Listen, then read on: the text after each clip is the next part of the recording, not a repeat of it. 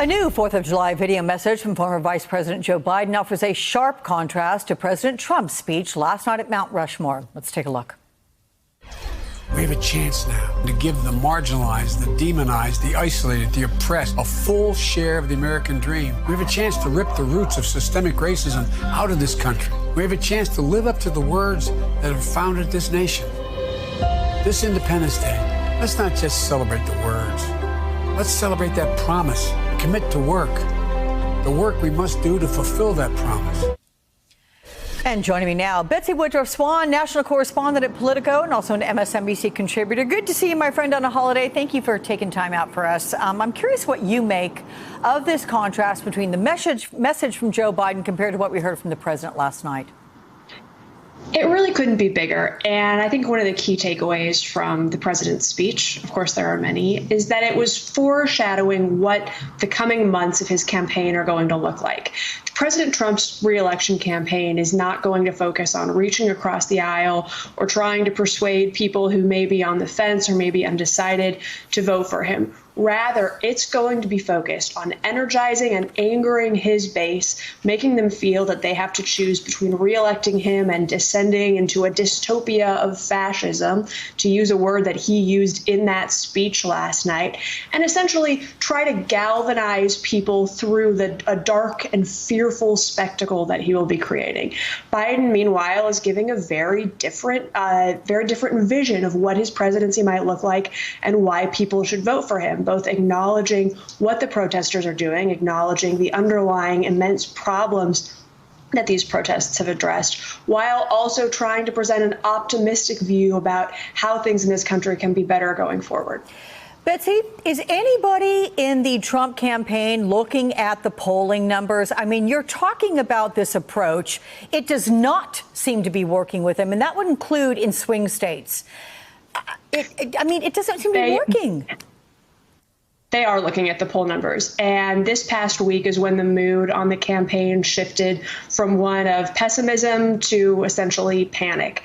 Their internal polling numbers showing how the president is doing in battleground states are pretty much in the same ballpark as the public polls that you're seeing, where they see his numbers sagging and they see him losing. But ultimately, Trump is the one himself who is in charge of this. And he has decided that he's going to follow his instincts. He's not going to do anything that could be seen as supportive or conciliatory or reaching out to these protesters. Instead, he's going to do what he in his gut feels makes sense, even though, based on looking at the polls, based on looking at the evidence, it's going very poorly for him, at least up until this point in the campaign cycle.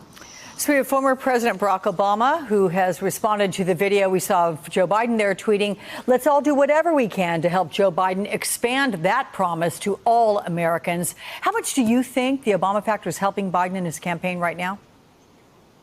Look, it certainly has the potential to play a major role in Biden being competitive. And obviously, a big part of the reason that he won the primary in the first place was because of the work he did supporting Obama when he was president.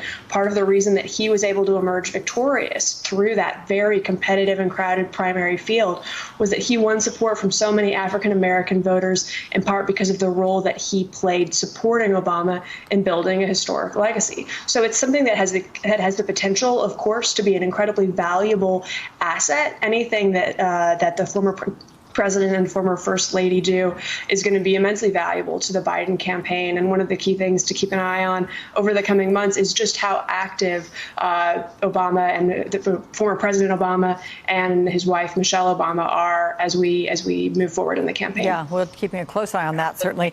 Joe Biden penned an op-ed on NBCnews.com, an exclusive one today, specifically for NBC Think, and in which he writes that pursuit of a more perfect union has been thrown off course in recent years, and no one bears more responsibility than President Donald Trump. Every day, he finds new ways to tarnish and dismantle our democracy, from baseless attacks on our voting rights to the use of military force against Americans protesting peacefully for racial justice. He has systematically gone after the guardrails of our democracy, the free press, the courts, and our fundamental belief that no one in America, not even the president, is above the law.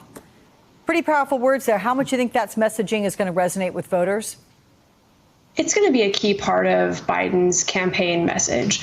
One thing that many Democrats who support Biden are concerned about right now is that the level of enthusiasm among Democratic voters to vote for Biden could be higher. But what they do have, and perhaps the biggest asset that many Democrats feel currently exists for them, is the fact that he's running against Donald Trump. And while Biden himself could have some challenges, or at least has room to grow when it comes to energizing and exciting his voters, there is no question that for Democratic voters, they can't wait to vote against Donald Trump. And when Biden makes the case against his presidency and sort of lays out the argument in the way that he did in this op-ed for NBC Think, that's sort of setting the stage for how he and his surrogates are going to try to focus this campaign on Trump's time in office so far, on Trump's legacy, and on the case that they're going to be making that 4 more years of Trump would put this nation in peril. Hey there, I'm Chris Hayes from MSNBC. Thanks for watching MSNBC on YouTube. If you want to keep up to date with the videos we're putting out, you can click subscribe just below me